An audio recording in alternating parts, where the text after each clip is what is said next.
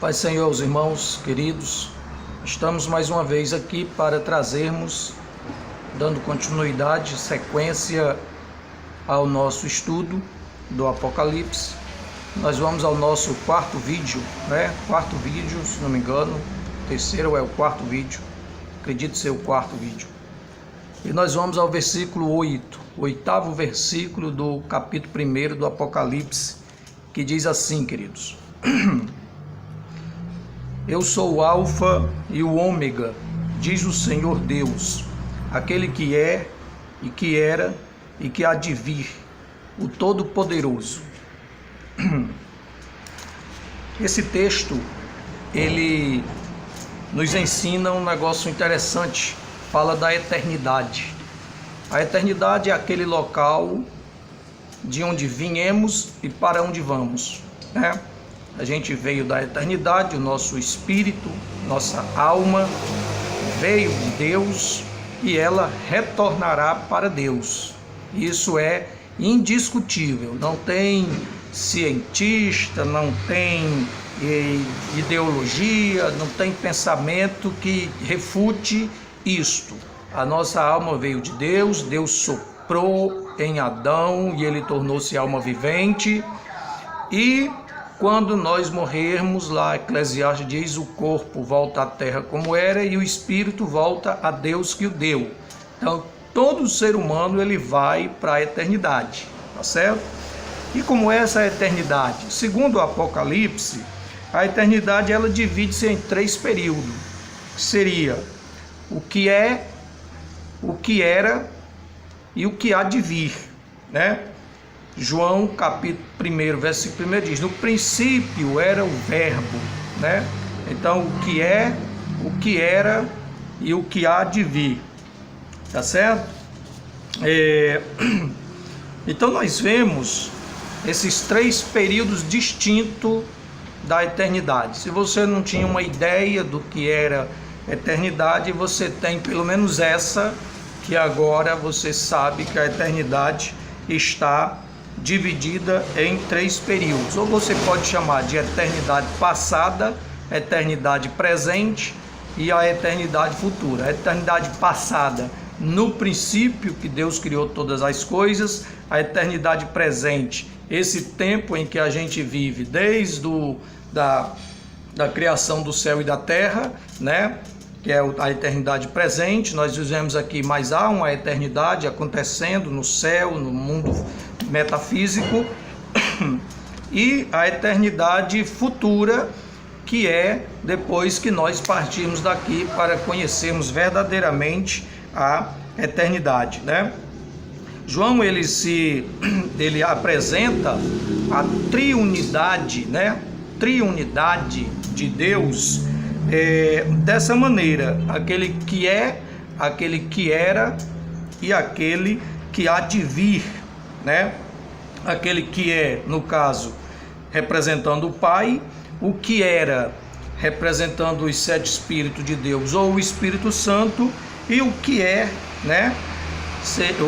O que há de vir, que seria Jesus, né? Representando Jesus, que lá em Apocalipse capítulo 1, versículo 5, está se referindo ali diretamente a Jesus, revelação de Jesus Cristo, né? O Salmo 110, ele diz o seguinte, que esse texto fala do Deus Todo-Poderoso, né? Diz o Senhor Deus, aquele que é, aquele que era, o que há de vir, o Todo-Poderoso. Quem é esse Deus Todo-Poderoso? Esse Deus Todo-Poderoso, ele é o Pai ou ele é o Filho, né? Quem é o Deus Todo-Poderoso? Lucas diz que o Pai a ninguém julga, mas deu ao Filho todo o poder de julgar, né? Então, quem é o Deus Todo-Poderoso? É o Pai ou é o Filho? Bom, Deus ele aparece a Moisés dizendo, né, que ele é o Eu Sou, né? Que no caso seria Jeová. Ele é o Deus de Abraão, Isaque e Jacó. No hebraico, o El Shaddai, né? Esse El Shaddai seria no hebraico senhores, senhores, tipificando aí que é mais de um, que é o Pai, o Filho, a Trindade, o Pai, Filho e Espírito Santo, né? Como há outras referências que eu não quero fugir aqui do assunto do livro, né? Que mostra esses senhores El Shaddai em plural. Bom,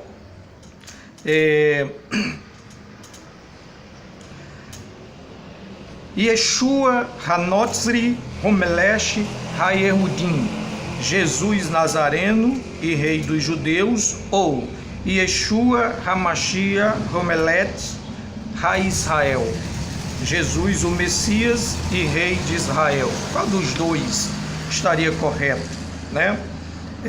No hebraico do Salmo 110, versículo 1, o hebraico temos Iavé, que é aquelas quatro consoantes que formam ali uma palavra impronunciável, né? O nome de Deus, Deus é tão santo que até o seu nome ele é impronunciável.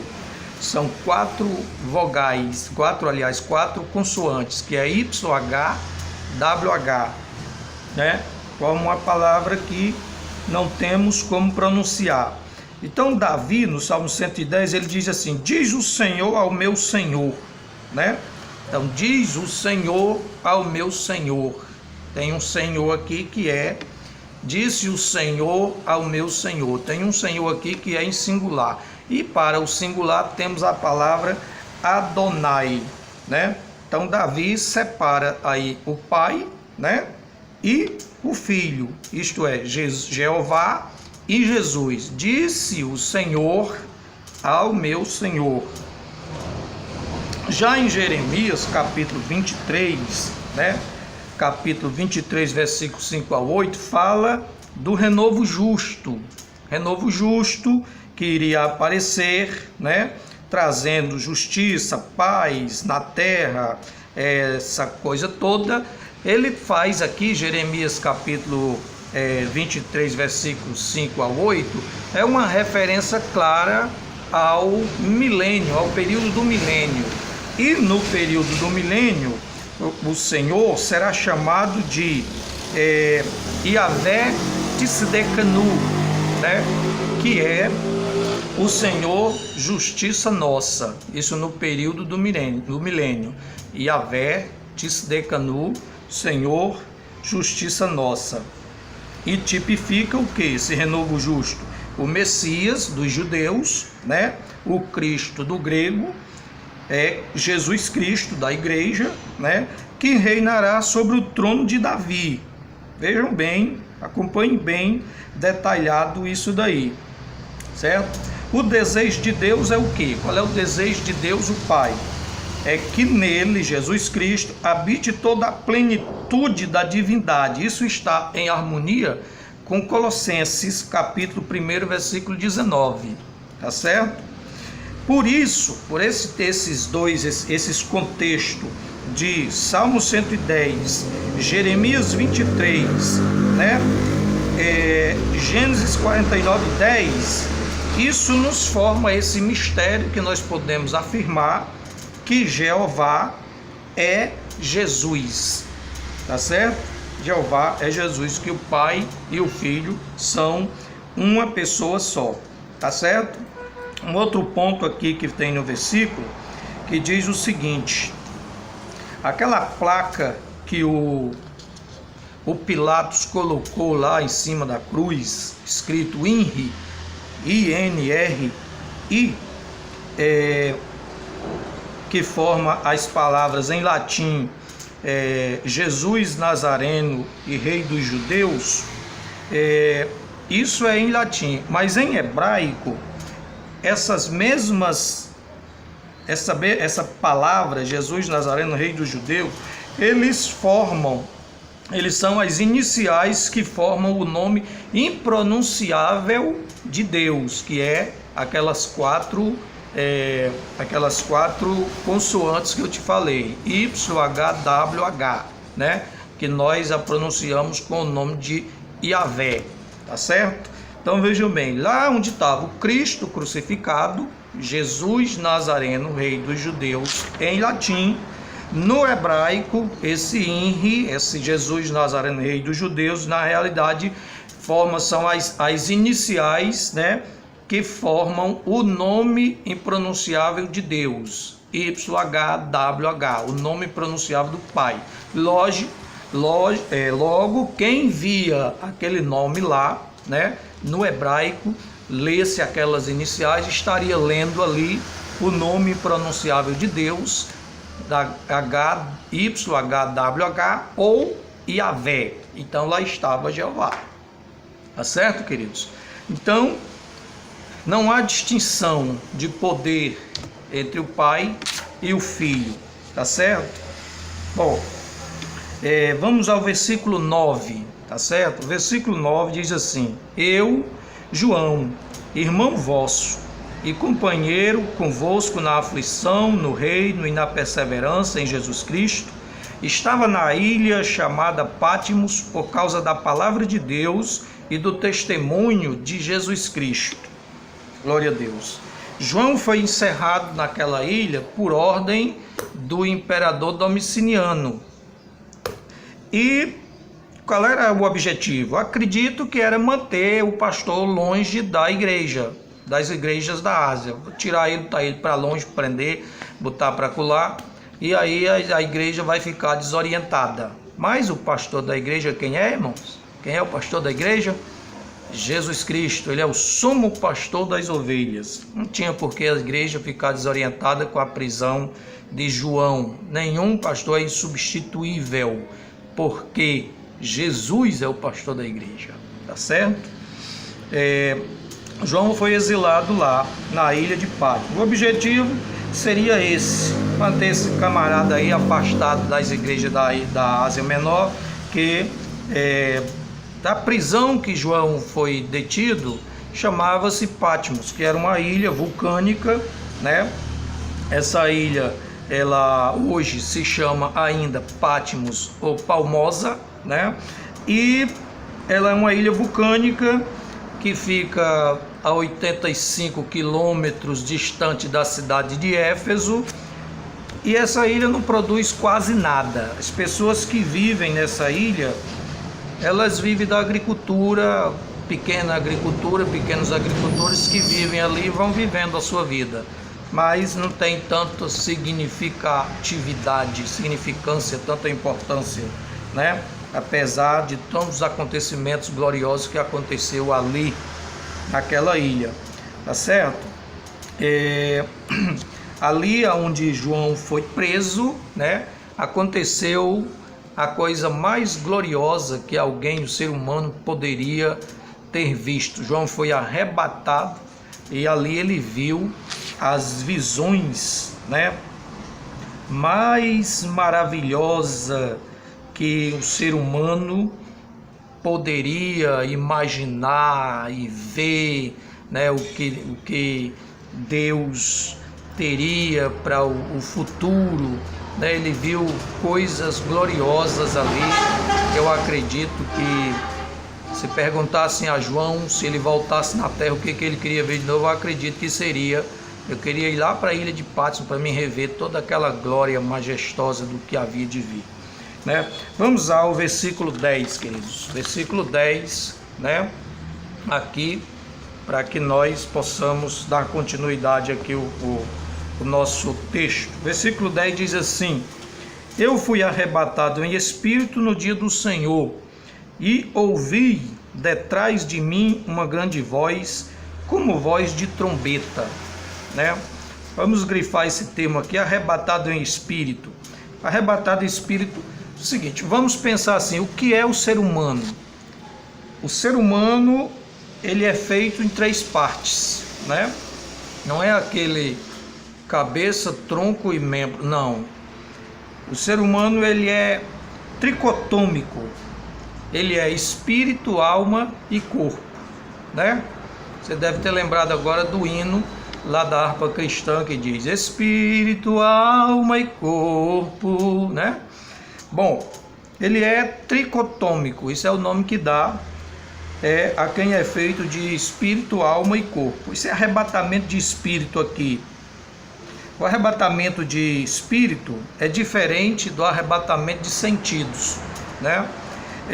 Na realidade, João foi arrebatado em alma, porque a alma, ela está vinculada, a memória do ser humano está vinculada à alma.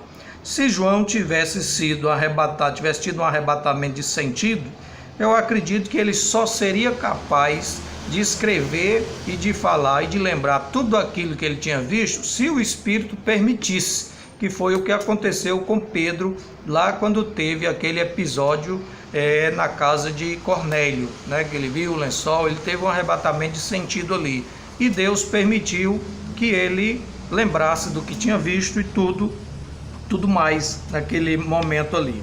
Então a memória, ela é vinculada à alma, o que supõe-se que João, ele teve um arrebatamento, a sua alma foi arrebatada e o seu espírito ficou ali encostado do seu corpo físico, mantendo o corpo vivo, porque se o espírito tivesse saído, o João tinha morrido mesmo, né? E o espírito ficou ali, João foi arrebatado em alma, por isso ele foi capaz de lembrar, né? De lembrar de tudo aquilo que ele tinha visto, que ele tinha ouvido, né? E das coisas que iam acontecer conforme o que Deus determinou de que João ali por aquilo passasse, né? O que mostra claramente que o ser humano, a Bíblia tem um texto que diz assim: o que me poderá fazer o homem, né? O ser humano está aqui um exemplo claro disso, de que o Domiciano prendeu, algemou, acorrentou ali o apóstolo João, né? Mas para Deus não tinha prisão de nada. O Senhor simplesmente disse: João, sobe aqui e veja o que eu tenho para mostrar. O corpo ficou lá, o espírito ficou vigiando e a alma de João foi e viu toda aquela glória majestosa. Isso aconteceu no dia do Senhor, dia do Senhor. No Novo Testamento, essa expressão, o dia do Senhor, aparece só no livro do Apocalipse, o dia do Senhor, né? Esse dia do Senhor tem algumas questões a ser observada, né? O dia do Senhor, muita gente acredita que esse dia do Senhor refere-se, os judeus, por exemplo, eles acreditam que se refere ao dia da vingança do Deus de Israel, né? Predita pelos profetas do Velho Testamento sobre as nações inimigas, gentílicas, que tanto perseguiram, humilharam e tentaram destruir Israel. Eles pensam que é isso, e tem os seus pensamentos, seus embasamentos, suas referências, né? Seus alicerces bíblicos para pensarem assim, tá certo?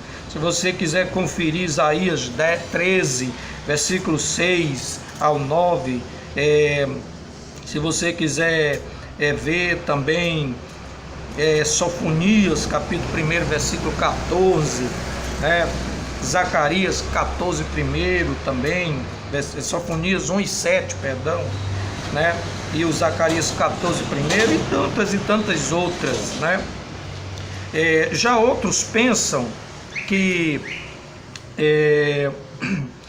esse dia do Senhor seria o sábado, que foi transferido para o domingo, que no domingo significa, do grego, kuriak bemera, né? Isso seria o que significa domingo, kuriak bemera. O que mostra que existem esses grupos distintos de pessoas que pensam que é o dia do Senhor, né? Tem um grupo que pensa que é isso daí, que eu acabei de falar, tem outros que imaginam, né, que seria o dia de sábado, do Senhor, e outros até criticam que a igreja errou. Esse grupo gosta de criticar a igreja, que a igreja deve ter errado em ter trocado a observância do sábado para o domingo, né, que é o dia que o Senhor ressuscitou, sem ter nenhum mandamento específico para isso, né? Isso continua aí causando controvérsias. Como diz, lembra-te do sábado para o santificar, Êxodo capítulo 20, versículo 8. Tá certo que no Novo Testamento não existe nenhuma referência teológica, bíblica, que venha autorizar, digamos assim, que o dia de sábado seja trocado para o domingo. Não tem, nem o dia sétimo seja trocado por o dia primeiro, né? O sábado seja trocado para o Curiaque Bemera. Não existe nenhuma referência teológica. Tem outros grupos de cristãos, né, que acreditam de cristãos, não de judeus, mas de cristãos, que acreditam que continua guardando o sábado, tem que guardar o sábado e tal, né? E outro grupo que acredita ser esse dia o domingo. E talvez outro grupo que pense que vai ser um dia que o Senhor virá, né? Eu particularmente acredito que esse dia é um dia que Deus tem agendado, marcado na agenda dele, circular. Não sei se para nós aqui vai cair num domingo, numa segunda, ou numa terça, ou numa quarta, ou numa quinta, ou numa sexta, ou no sábado. Eu sei que esse dia vem, ele está agendado, certo? Na agenda de Deus, está marcado lá, certo? E o fato é que esse dia existirá, o grande e terrível dia do Senhor, tá certo? Então prepare a sua vida para este dia, né? Porque esse dia virá. E acerca de que Deus trabalhou, será que Deus estava trabalhando? Algum dia ele trabalhou no sábado, ou todo o sábado Deus guardou? Se você observar Êxodo capítulo 24 e o versículo 16, vai dizer o seguinte: também a glória do Senhor repousou sobre o monte Sinai, e a nuvem o cobriu por 6 dias, e ao 7º dia, do meio da nuvem, Deus chamou a Moisés. Bom, se Deus seria o mais interessado, Jeová, Yahvé, seria o mais interessado na guarda do sábado, dando exemplo assim às pessoas, o que ele estava fazendo aqui em cima desse monte, chamando por Moisés, trabalhando, né? Então estaria o Senhor aqui violando o dia do sábado? Eu não quero pensar assim. Eu quero pensar no que o meu Salvador, aquele que comprou a minha vida, que o diabo estava lá cirandando, e Jesus chegou e disse assim: quanto é que você quer na vida desse homem? Eu quero o seu sangue. E ele simplesmente foi lá na cruz, entregou e pagou a minha vida com o sangue dele. Esse homem, que é o meu Senhor, chamado Jesus, o Cristo, ele disse o seguinte: o meu Pai trabalha até hoje, e eu trabalho também. Então eu prefiro ficar aqui atrás do meu Senhor, seguindo aqui as passadas dele. O que ele fizer eu vou fazendo, do jeito que ele disser eu vou fazendo, e assim eu acredito que vou estar caminhando. Eu aconselho a você fazer o mesmo, porque é melhor do que entrar em questões tolas, em questões teológicas que nada edificam, que nada acrescenta na salvação de uma pessoa. É mais fácil você ser um teólogo cheio de sabedoria e ir para o inferno, do que você chegar no céu com tanta discussão na sua cabeça. Daí a pouco você vai estar querendo saber quem é o Pai de Deus, quem é o Pai de Jeová, de onde ele surgiu, quem é ele, como é que ele é. Isso não interessa para nós. O que interessa é que esse Deus maravilhoso providenciou um Salvador que foi lá no monturo e resgatou a nossa alma. Você é meu, agora você é meu filho, eu sou o seu Deus. Isso para mim já está de bom tamanho. Tá bom, queridos? Então, esta passagem parece bastante similar, né, ao que nós estamos estudando aqui. Eu prefiro acreditar. Na realidade, essa palavra sábado, ela trata-se de uma transliteração da palavra hebraica Shabbat, né, que é não faz parte, sábado não faz parte do vocabulário português, nem do vocabulário inglês, nem do vocabulário hebraico. Ela faz parte de um vocabulário de uma língua morta, né, que foi uma das primeiras línguas, segundo a história, uma das primeiras línguas falada na Terra, que dizem ter sido o acaidiano, né? Então, sábado seria dessa língua, seria a língua falada por Adão e Eva, né? Não sei se tem fundamento, mas é o que os entendidos da coisa têm explicado. E essa palavra Shabat, que quer dizer descanso, né? Acredito eu que Deus estava dizendo, né? Lembre-se do dia do sábado, quer dizer, lembre-se do dia do descanso para você guardar. Então alguém uma certa vez me perguntou: você guarda o sábado? Eu disse: guardo sim. Como assim se você guarda o sábado, se você trabalha no sábado, no sétimo dia? Ah, sim, você está falando do sétimo dia. Eu estou falando do sábado bíblico, que significa descanso, né? Só que quando a Bíblia diz que Deus sabadeou no sétimo dia, está dizendo que Deus descansou no sétimo dia. E o meu dia de folga, por exemplo, é na quarta-feira. Então eu estou sabadeando na quarta-feira, estou descansando, guardando o descanso, porque o importante não é em si o dia do sábado, mas sim o descanso que o meu corpo vai ter para repor as energias. Amém, queridos? Então nós vamos ficar aqui com esse vídeo, tá certo? Acredito que, só para terminar, essa chamada de João tem um significado. Assim como Deus chamou a Moisés lá no monte para se encontrar com ele, né? Tipifica a chamada de João e consequentemente a chamada da igreja. O Senhor diz que ele chamou João, Moisés ouviu a voz de Deus, subiu ao monte e lá Deus falou com ele. João disse que ouviu a voz também chamando, a voz por trás dele chamando. Quando ele olhou, ele sabia quem era, que era o Senhor dele, né, o Cordeiro que foi morto. E nós vamos também ter um encontro com o Senhor nos ares como igreja. Então você veja aí, né, que 1 Tessalonicenses capítulo 4, versículo 16 e 17 harmoniza o que eu estou dizendo a você. E o fato é que Isaías 58 e 13 refere-se ao sábado como o meu santo dia, o santo dia do Senhor, tá certo? O santo dia do Senhor, que quando a gente chega lá em 1 Coríntios capítulo 16, versículo 2, está referindo ali-se ao Curiaque Bemera, que é o dia do domingo. Então fica essa discussão, tá certo? Acerca do dia do Senhor. E aí, é no sábado ou é no domingo? Quando é que não é? Bom, isso não interessa. O que interessa é que Deus tem um dia agendado, tá certo? Esse dia, esse dia está marcado na agenda de Deus e todos nós vamos chegar lá e vamos conhecer. E aí você confere qual é o dia da semana. Tá bom assim, queridos? Então vamos orar para que possamos encerrar esse vídeo, para que não fique tão longo.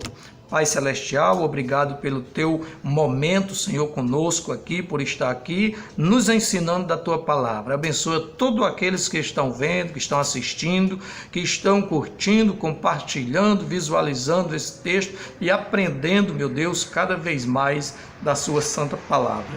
Que o teu nome seja exaltado na vida de todo aquele que ouvir, Senhor, e que aprender. Em nome de Jesus eu te rogo por fé. Amém. Glória a Deus.